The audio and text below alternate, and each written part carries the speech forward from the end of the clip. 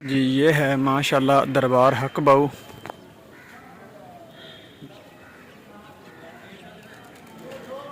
बहुत बड़ा है माशाल्लाह। यहाँ पे लोग बहुत दूर दूर से आते हैं, अपने लिए दुआएं मांगते हैं। यहाँ पे अल्लाह अपने हबीब के सदक़े सब की मुरादें पूरी अता फरमाए।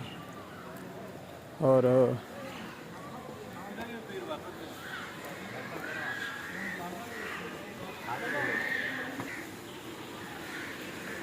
मैं क्या पानी न मार लगा साइड से।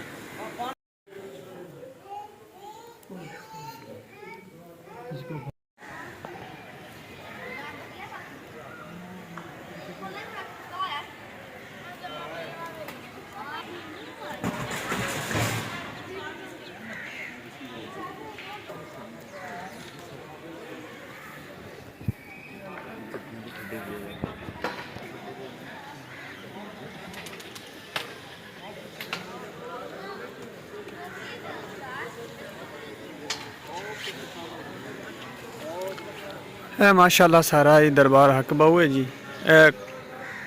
वो खूह है जी जिथे लोग आके पैसे छड्डदे ने ते मनता मनदे ने। ये देखिए ये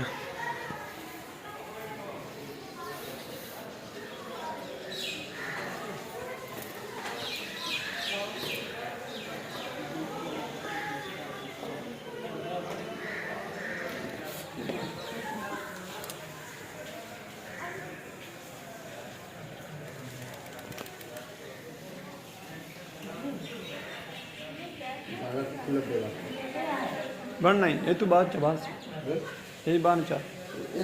हाँ बन चा जरा कि कोई भी जरा दो ना हद दे खोल दे बंदा बस ये गांड चा पा ये तो खोल दे हाँ हो